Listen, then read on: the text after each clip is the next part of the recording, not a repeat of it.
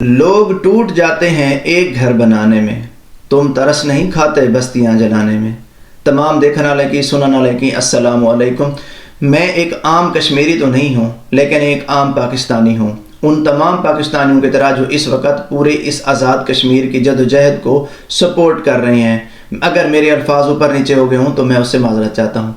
दोस्तों, इस वक्त आज़ाद कश्मीर में हालात इंतहाई कशीदा हो चुके हैं। खसूसन रावलाकोट इस वक्त बैटल फील्ड बन चुका है। हम उसके ऊपर बात करते हैं। सरदार अमान का जो वीडियो पैगाम आया है उसके ऊपर बात करते हैं। वफाकी वज़रा की जो बेएहतियाती वफाकी वज़रा के जो फजूल किस्म के बयानात आए हैं उसके ऊपर भी बात करते हैं। मरियम नवाज़ और बिलावल भुट्टो की जो इस वक्त जाली लड़ाई, मैं तो कहता हूँ तवज्जो हटाओ प्रोग्राम जो चल रहा है उसके ऊपर भी बात करते हैं। लेकिन सबसे पहले आपसे गुजारिश है, अगर आप नए आए हैं चैनल के ऊपर इसको सब्सक्राइब कर दें, बेल आइकन दबा दें।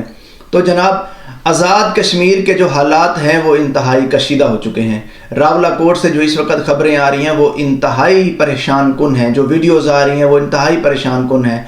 इस वक्त मुकम्मल ब्लैक आउट है। ना वहाँ पे इंटरनेट चल रहा है, ना वहाँ पे मीडिया एक्सेस है, ना वहाँ पे किसी और किस्म के जो ज़राए अबलाग हैं वो ही मुयस्सर हैं। जो भी हमें अवेलेबल सोर्सेज से वीडियोज़ आ रही हैं, पैगामात आ रहे हैं, इंफॉर्मेशन आ रही है, हम मजबूर हैं कि उसके ऊपर गुजारा करें। रावलाकोट से जो वीडियोज़ आ रही हैं उनमें ये दिखाया जा रहा है कि वक्फे वक्फे से फायरिंग की आवाज़ भी आ रही है और आंसू गैस की शेलिंग भी मुजाहिरीन के ऊपर हो रही है, क्योंकि अभी तक काल जो है वो बरकरार है। सरदार अमान का स्टेटमेंट भी इसी तनाजुर में है कि जहाँ कहीं भी इस वक्त कश्मीरी मौजूद हैं, इस वक्त पाकिस्तानी मौजूद हैं, दुनिया में दर्द दिल रखने वाले लोग मौजूद हैं, वो आवाज़ उठाएं। वो इस हुकूमत को बताएं कि आप इनके साथ बैठें, आप उनकी बातें मानें, आप उनके जो मुतालबात हैं वो मान लें। इस तरह की कौन सी जिद है 12 सीटों के ऊपर, मुझे समझ नहीं आती है।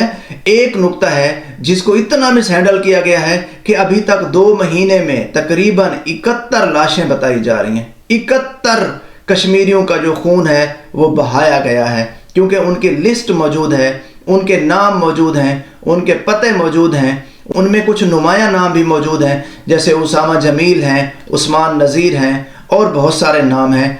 इन कशीदा तरीन हालात में बजाय इसके के मामले को ठंडा किया जाए, हुकूमत इसमें तेल डालने की कोशिश कर रही है। हुकूमत इसको फ्यूल दे रही है, इस आग को मजीद भड़का रही है। जो वफाकी वज़रा के बयानात आ रहे हैं वो इंतहाई परेशान कुन है। राना सनाउल्लाह साहब के बयान को ले लीजिए। वो कहते हैं जनाब, वो मुजाहिदीन जिनको हम तैयार करते थे, ट्रेन करते थे, ये उनका तसलसल है, अब वो हमारे गले पड़ गए हैं।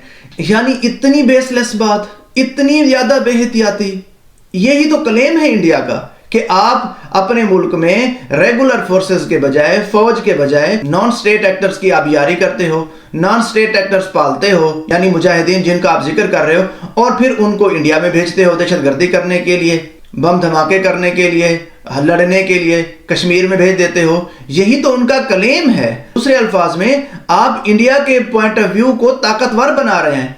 आप लोगों के इल्म में होगा, जब कुलभूषण यादव की पेशी हुई थी इंटरनेशनल कोर्ट ऑफ जस्टिस के अंदर, तो वहां नवाज शरीफ के बयानात को कोट किया गया था कि देखिए इनका वजीर आजम ये कहता है, और आज राना सनाउल्लाह साहब वैसे बयानात दे रहे हैं।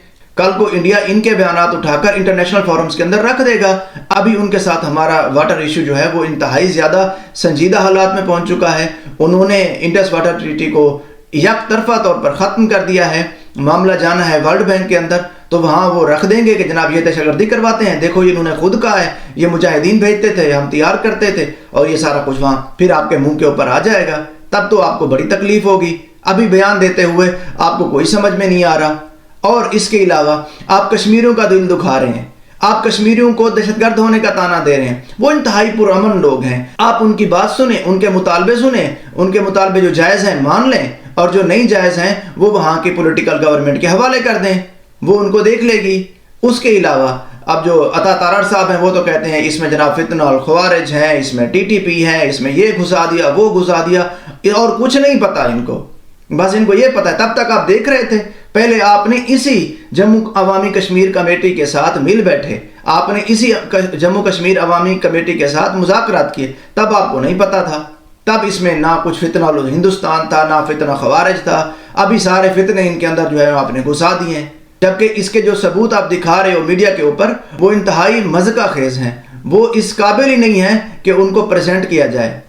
जनाब, अब बात करते हैं कुछ مریم نواز اور بلاول بھٹو کی یعنی نون لیگ اور پیپل پارٹی کی لڑائی کی، میں سمجھتا ہوں یہ جعلی لڑائی ہے۔ جو بھی جس قسم کے بھی الیکشن کیے گئے سب کو پتہ ہے 90% کچھ پولنگ سٹیشن سے 30 سے زیادہ پولنگ سٹیشن الیجڈلی بتائے جا رہے ہیں کہ 90% وہاں پہ ٹرن آؤٹ رہا۔ 90% ٹرن آؤٹ، 90% ٹرن آؤٹ کیسے آ گیا؟ یہ پورے پاکستان میں کہیں نہیں آ سکتا، ممکن ہی نہیں ہے۔ بہت سے لوگ اپنے گھروں سے باہر رہتے ہیں، اسپیشلی جب اس وقت جب آپ نے تمام راستے بند کیے ہوئے ہیں۔ ایسے میں جو نتائج آ رہے ہیں اس کے نتیجے میں پیپل پارٹی اور نون لیگ کے اندر کافی گھمسان کا رن پڑا ہوا ہے، جبکہ میں سمجھتا ہوں یہ اور کچھ نہیں ہے، کشمیر کے تازہ حالات سے توجہ ہٹانے کی بات ہے۔ جو وہاں پہ ظلم و بربریت کی جا رہی ہے کشمیر کے اندر، اس سے توجہ ہٹانے کی ایک بات ہے، اس سے زیادہ اس کی کوئی اور حیثیت نہیں ہے، کیونکہ سب کو پتہ ہے کہ کون فارم 47 پہ آیا ہے۔ اگر بلاول بھٹو صاحب آپ کے مطابق پوری نون لیگ جو ہے سینٹر میں اور پنجاب میں فارم 47 پہ آئی ہے، آپ کراچی میں کس فارم پہ آئے ہیں ذرا بتائیے؟ کون سی ایسی سیٹ ہے جہاں سے آپ کو ووٹ مل سکتے ہیں؟ کون سے ایسے لوگ ہیں وہاں پر جو آپ کو ووٹ دیتے ہیں؟ عمران خان کو آپ نے قید کیا ہوا ہے، آپ دونوں جماعتوں کو اچھے سے پتہ ہے۔ ایک دن کے لیے عمران خان باہر آ جائے، آپ کی جو سیاست ہے وہ برباد ہو جاتی ہے، آپ کی جو سیاست ہے وہ بچتی نہیں ہے۔ یہ تو ان کے حال ہیں، یہ ان کی لڑائی ہے۔ آزاد کشمیر کے جو معاملات ہیں اس وقت جو ان کے اوپر بدترین تشدد کیا جا رہا ہے، ٹارچر کیا جا رہا ہے، ان حالات کو لے کر ناظرین ہم پوری طرح سے دعا گو ہیں، اللہ تبارک و تعالیٰ کرم فرمائے، کم سے کم نقصان ہو، بلکہ بالکل بھی کوئی نقصان نہ ہو انشاءاللہ تعالیٰ۔ مزید جتنا نقصان ہو چکا ہے اس کے اوپر ان حکمرانوں کو اللہ تبارک و تعالیٰ ہوش کے ناخن دے، کیونکہ اللہ تبارک و تعالیٰ کے لیے کچھ مشکل نہیں ہے۔ ہم اللہ تعالیٰ سے دعا کرتے ہیں کہ یا اللہ آپ ان کو کوئی عقل دو، ان کو کوئی سدھ دو کہ کاش یہ جو ہیں ان سے مذاکرات کر لیں، ان سے بات کر لیں، ان کے مطالبات مان لیں اور پاکستان کو آگے بڑھنے دیں۔ اللہ تبارک و تعالیٰ آپ سب لوگوں کو سلامت رکھے۔ انشاءاللہ تعالیٰ ملتے ہیں پھر نیکسٹ ویلاگ کے اندر۔ گزارش یہی ہے کہ چینل کو سبسکرائب کر لیجئے، بیل آئیکن پریس کر لیجئے۔ جزاک اللہ خیر۔